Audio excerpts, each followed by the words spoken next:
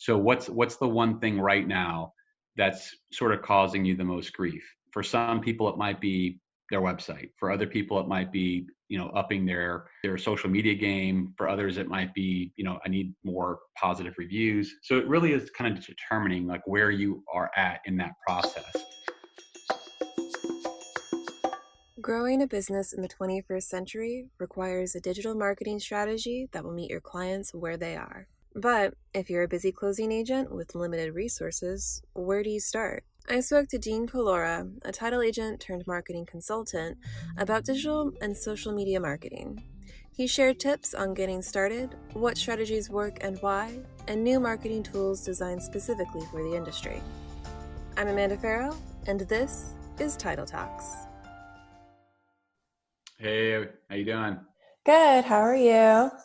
Thank you so much for taking time out of your busy schedule, like you're saying, between the garden and running your business. Oh, that's not an excuse. No, this stuff this is actually part of I'm really passionate about this kind of stuff. So you want me just to dive in? Yeah, let's go. Okay, cool. Thanks for having me, Amanda. Appreciate it. My name is Dean Collura. I am the CEO and co-founder of TitleTap, and we work specifically with title agents and attorneys across the country focused on their online marketing. So we have an online marketing platform that helps out with things like websites and social media and things like that. We all come from the space. I actually worked for a title agent for about 10 years and became a licensed realtor, been active for about 14. So really speak the language, and we kind of come at our approach with that first, and then build the technology around the industry. So it's been fun, and we really enjoy helping customers out. A little bit, I guess you had asked me to kind of share a fun fact.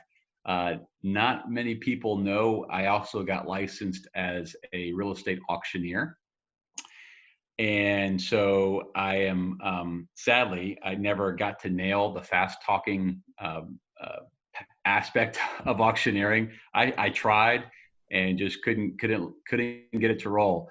But it was a great experience, and I worked for a real estate auctioneer firm for a little while and got a different aspect of selling experience. So it was really, really neat. But yeah, it's been fun. So yeah, a little bit about me, ready to kind of dive into the conversation. That's awesome. I don't think I've ever met anyone who's done auctioneering before, but that sounds like a good time. It's fun. Yeah. Maybe we can get you to do a little sampling later. Dust it off. Have to dust it off a little bit. Yeah. Well, so when it comes to the title industry specifically and what you're doing now, working with title professionals and helping them with social media, what is your assessment overall of the industry, and how many would you say are actually focused on growing digital presence on social media, and how many people are active, and what's your general assessment of that right now? It's interesting. So it's definitely evolved, I would say, heavily over the past 2 years. Prior to that, it was really hit or miss, and there was more miss than hit when it came to customers understanding the relevancy of it, why it matters, really, understanding any kind of ROI related to, social media, period. So a lot more education happening then as to why you should care. Now I feel the market's really evolved, where there is an understanding and an awareness of its presence, and that what you find is most customers actually have some kind of presence on social media. It may not be current, it may not be optimized, but they have some kind of presence. So that's in my opinion a win in just the evolution of the awareness of social media.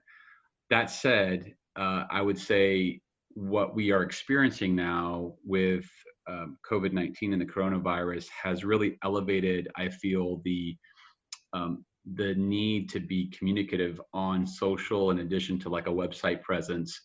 So I'm finding a lot of customers leaning into their technology a bit more as a stream and bullhorn, if you will, for communication, because they've had to survive. So, it's definitely an interesting time. We're getting a lot more questions that are better questions on how to leverage social. and their online presence, which is really exciting. So would you say COVID-19 has really pushed the conversation in the industry more so from convincing people that they need to be doing these things, and now it's become more of a how do I do this type of conversation? Correct. Yeah, it's no longer conversations around why you should do it. More like how do I do it, and how do I do it, in a way that is going to be relevant to my market.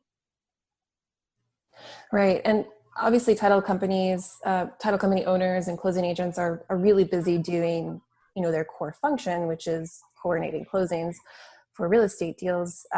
So other than time, what are some of the biggest challenges you hear people say that they have in the industry, getting started on social media or staying current with social media or continuing to use those channels for communication and for, lead generation and just building their business in general? Yeah, I think it's probably a combination. Really, what we see a lot of is it's a combination of like understanding or knowing where to find content, or what kind of content is really going to match their market and create engagement, and really spark a conversation. That combined with consistency. So they might, we find, be good at getting engaged, in the beginning part of a month. But, for most folks, as the month cranks on, into the month is a pretty busy time for most title agents and attorney agents. So the wheels tend to fall off at that point. And then before you know it, you've got other things that have sort of snowballed into your agenda and schedule. And next thing you know, the last post you did was like 2 or 3 months ago, right? So it looks like you're kind of stale on social.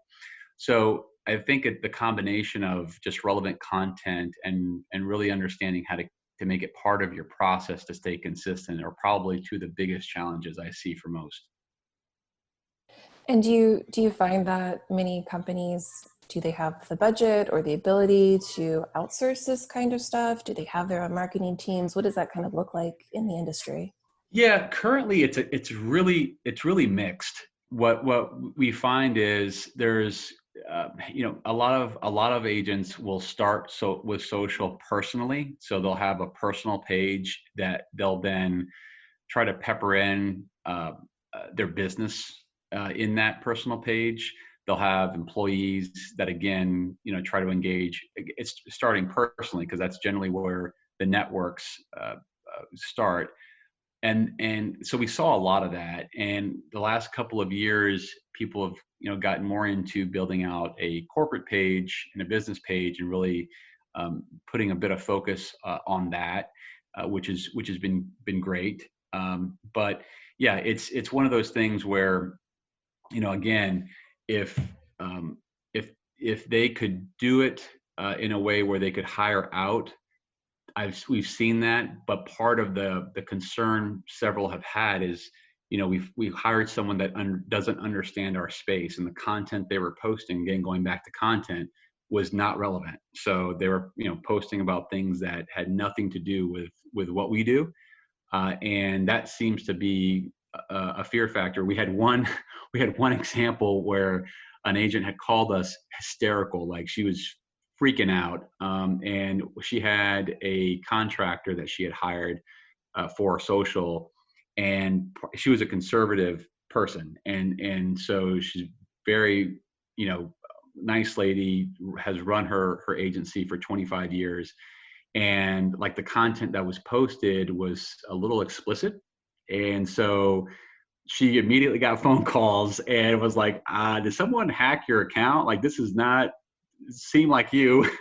And she didn't know what to do. I mean, she was literally in tears on the phone. So we helped her, clean some stuff up and take posts off. But at that point, a little bit of damage is done, and you have to go out and kind of fall on your sword for people. So really Right. understanding, I think, if you are going to go that route, who it is you're hiring, what their experience has been, and really setting some structure around what the protocol is for content, I think, is super important. But no, most agents that I talk to try to do it themselves, and then just, I think, realize if you don't have some kind of internal process built into that, it's really hard to keep up with it.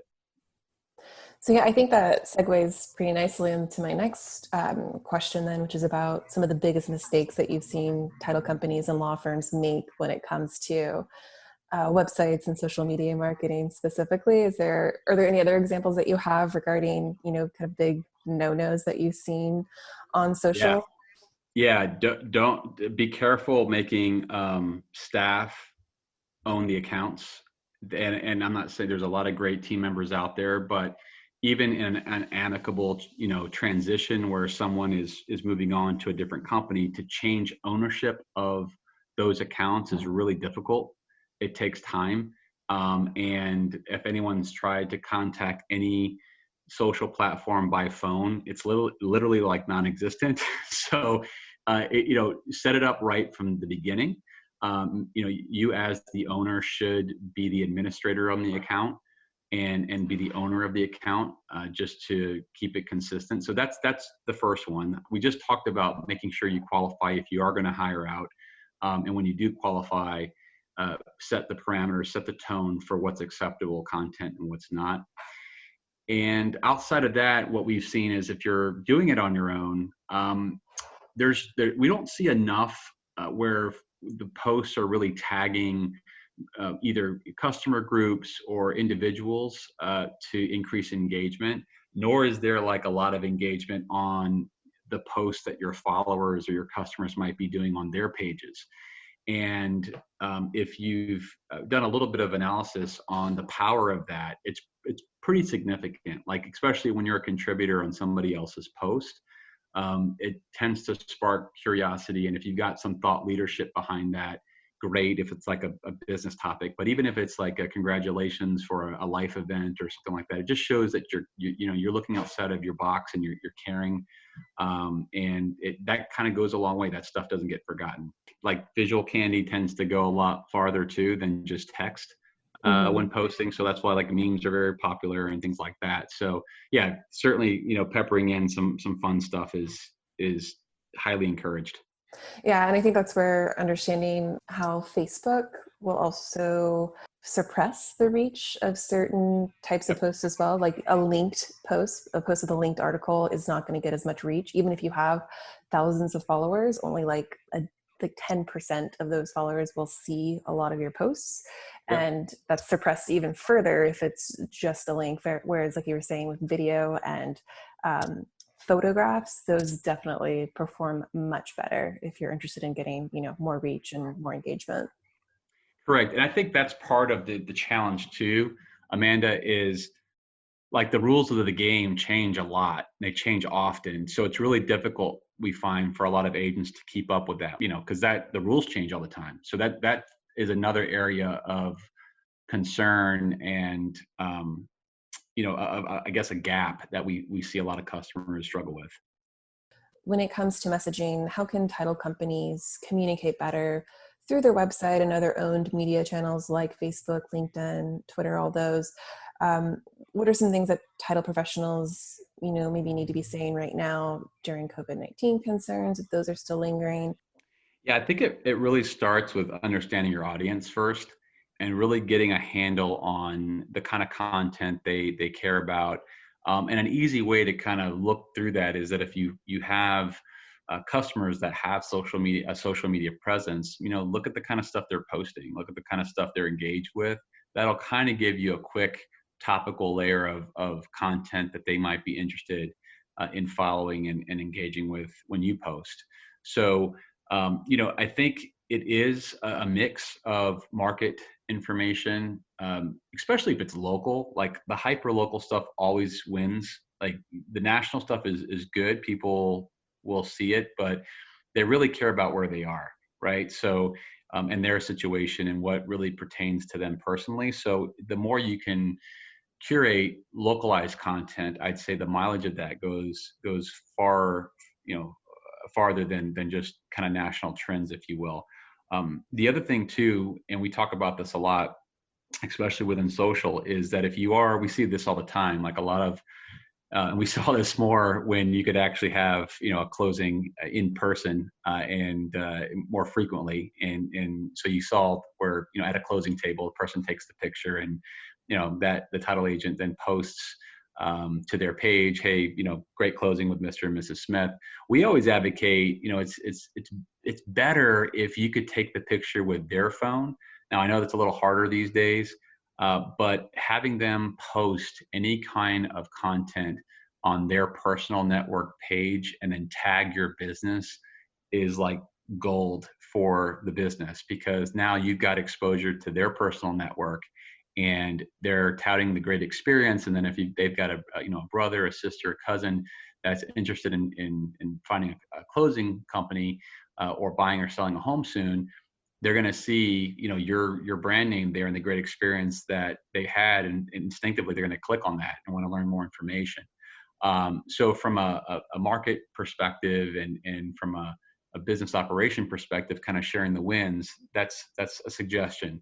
As far as like what's going on with the current times, with the virus and your COVID-19 response plans, absolutely have to keep up with those. I mean, they're changing all the time. They've changed significantly, obviously, since March. And so we find that a lot of people will update their internal operations, but forget to post what changed online. And usually your customers, especially today, that's where they go first is your website and some of your social media to see what's going on.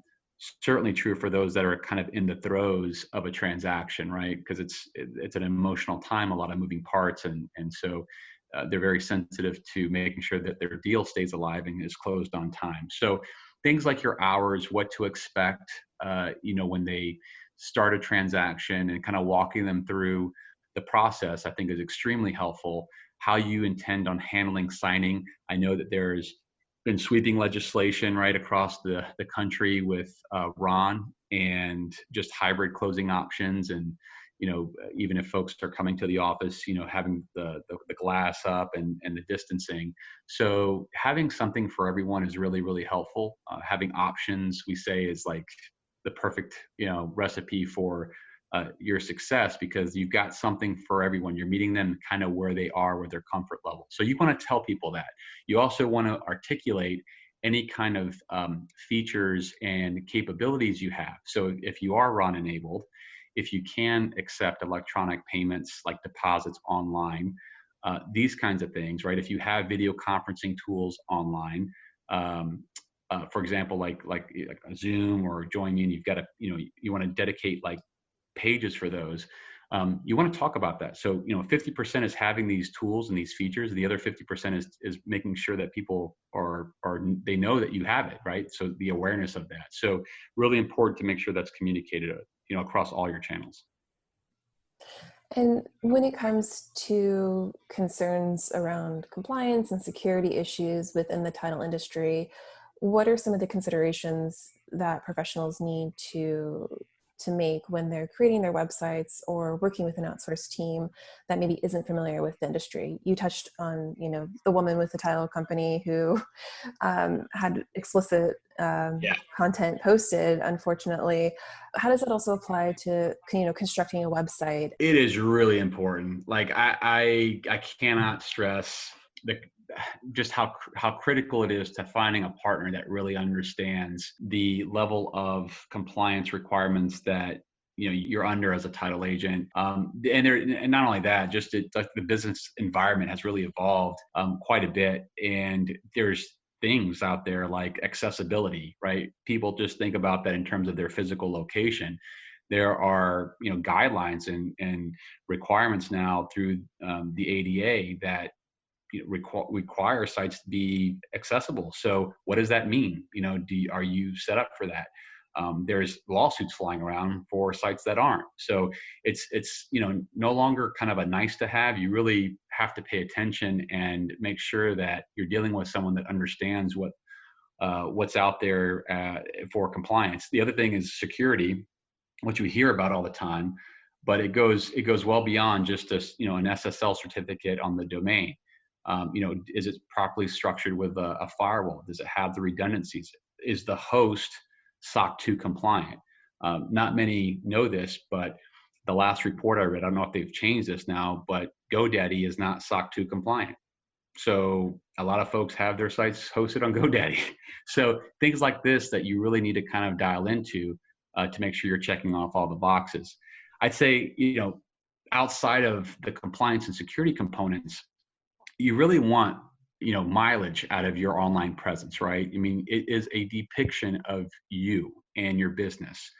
Oftentimes we get asked for help because the customer is really just not happy with how unprofessional they look online.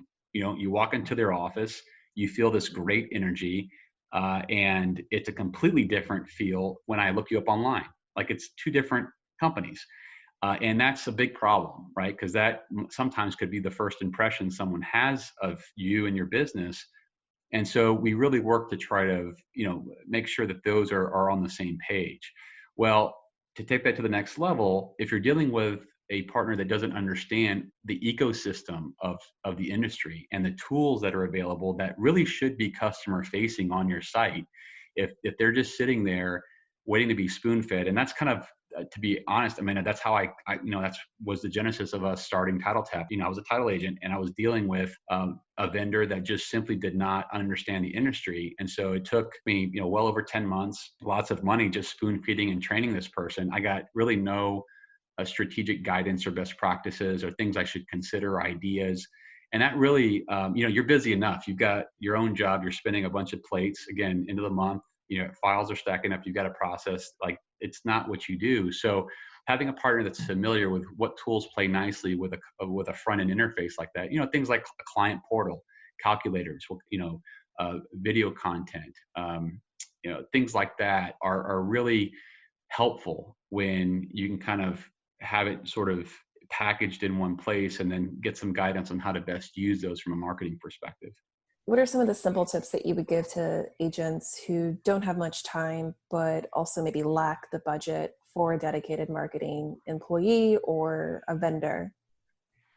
Yeah, so and that really depends on really where they're at with their online strategy and what they're trying to accomplish. And for many people, it's, I would say, just focus on one thing. So what's the one thing right now that's sort of causing you the most grief? For some people, it might be their website. For other people, it might be upping uh, their social media game. For others, it might be, I need more positive reviews. So it really is kind of determining like where you are at in that process.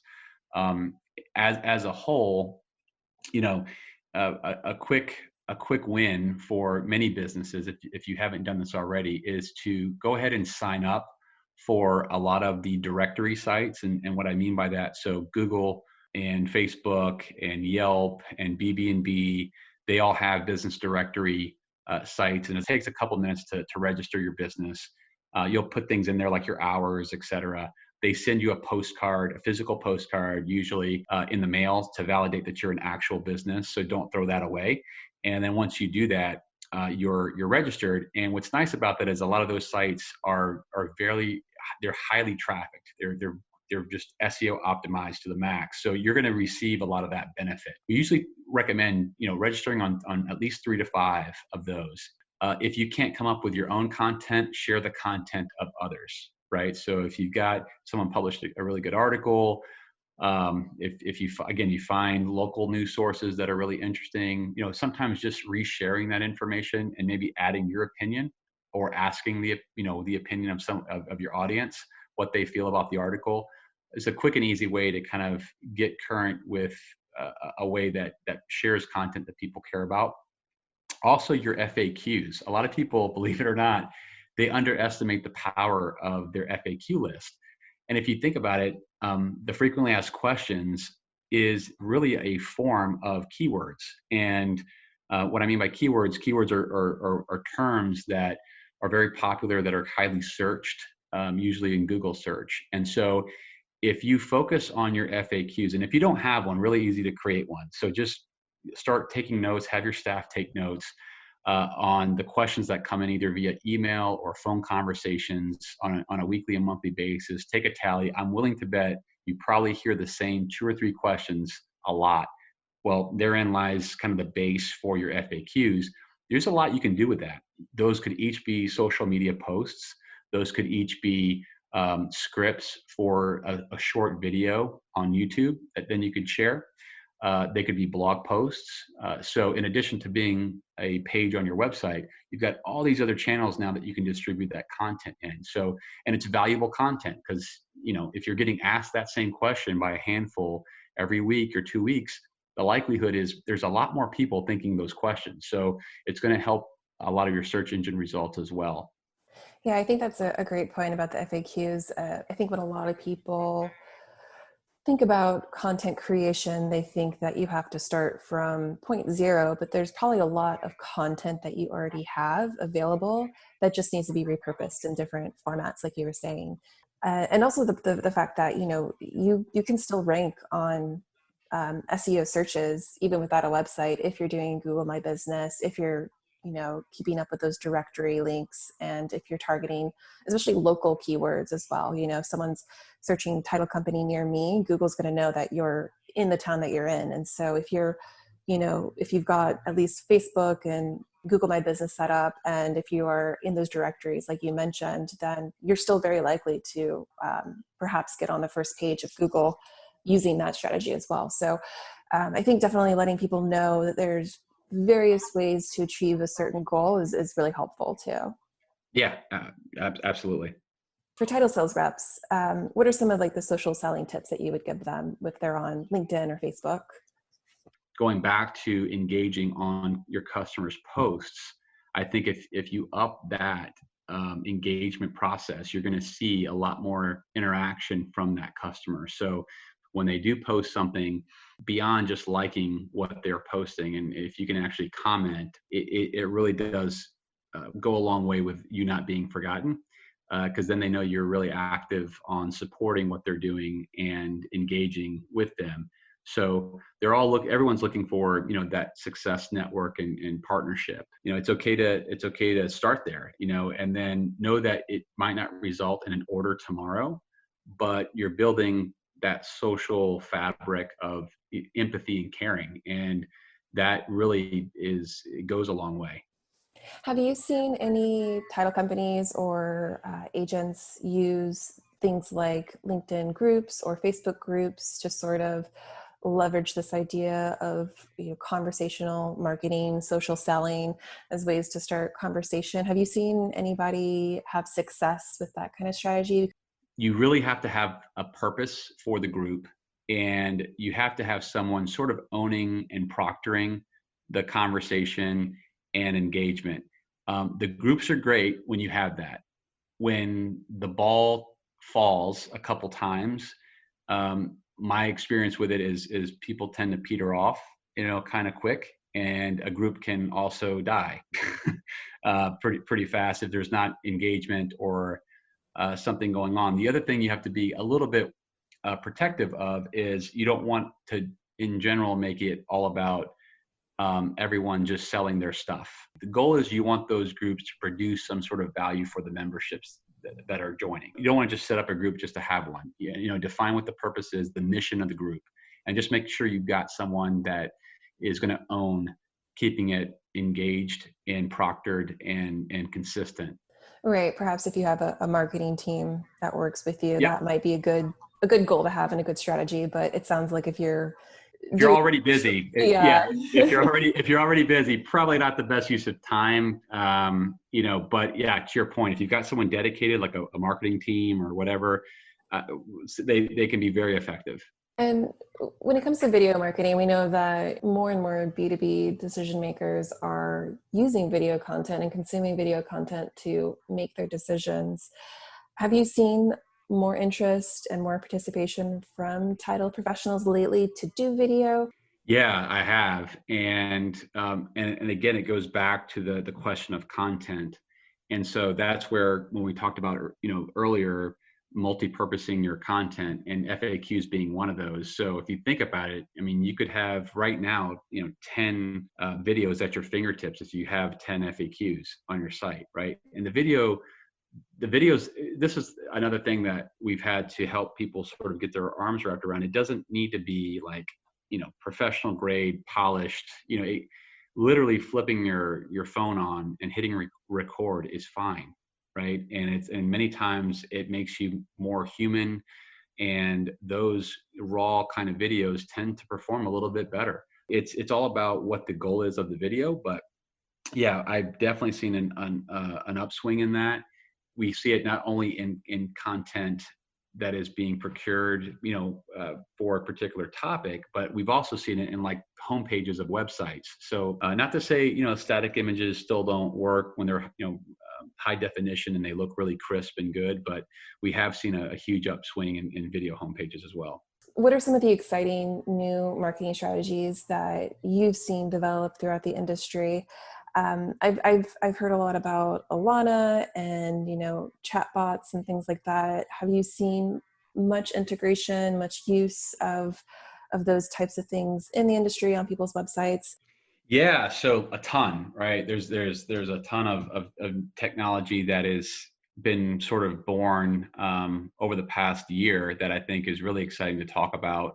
Kind of before I preface that, I can't encourage the audience enough to just remember, like, just because you own a piece of tech, that's 50%. Like, the other 50% is you really have to have a communication plan to articulate the power of that technology to what that means for your customer. So Alana is awesome. Like, those guys are great.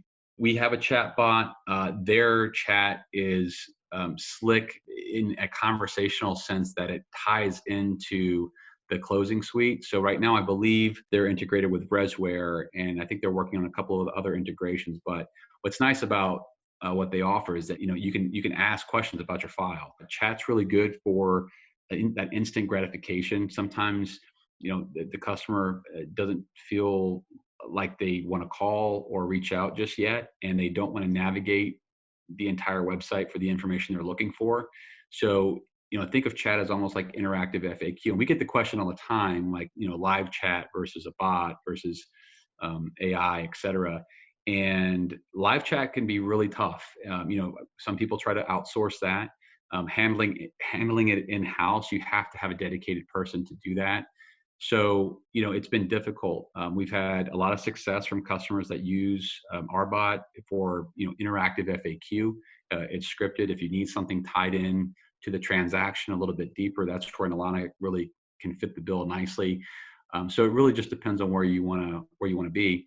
On our end, we've got a really nice tuned up reviews module. So if you're looking to automate positive review sharing and collaborating with other pieces of the ecosystem. So one of the things that our system does nicely is that it embeds if you have a closing production suite that sends out or a CRM that sends out a thank you email at the end of a transaction when the file status is closed, you can embed this reviews piece in there, and it'll if it's a positive review, it'll ask that user to share that.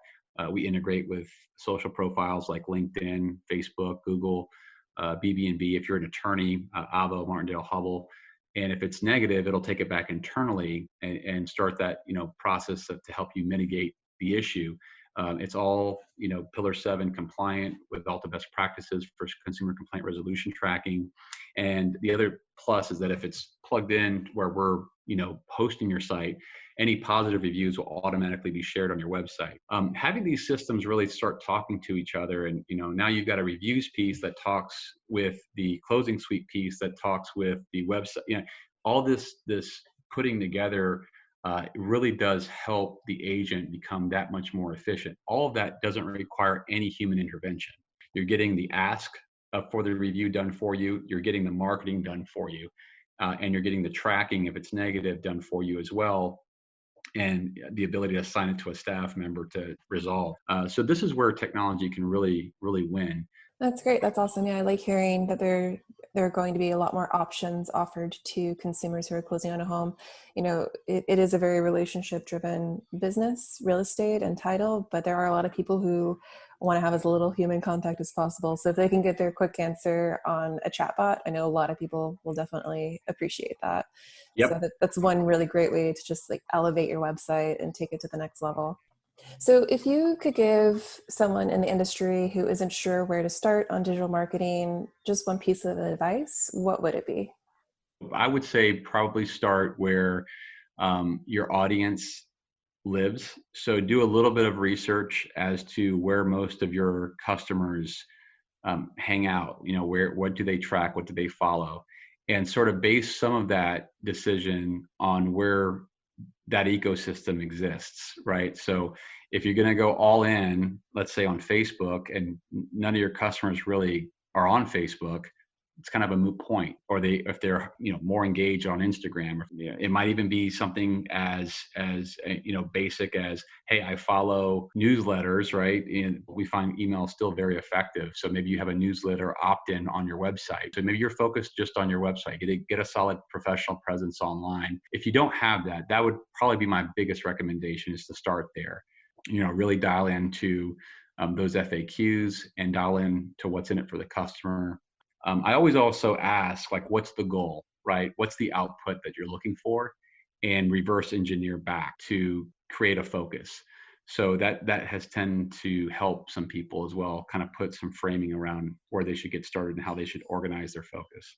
Great. But yeah, thank you so much for taking the time and for joining us today. I appreciate you sharing your insight on social media marketing for the title industry. No, it's been great. Again, really appreciate you having me on. Hopefully this was helpful, for folks listening in, and anybody's welcome to contact me, and happy to help. And if it's just even to mind share some ideas, love doing that. Thanks again to Dean for being a part of our series. If you have any questions, you can reach him at dean@TitleTap.com. Dean will also be joining us for our upcoming webinar on social media marketing for closing agents. That's on July 1st at 12 p.m. Eastern Standard Time. So be sure to register, and we'll see you there. Title Talks is produced by PropLogix and myself. Original music is by Cole Sando. Original graphics are by Jordan Norris.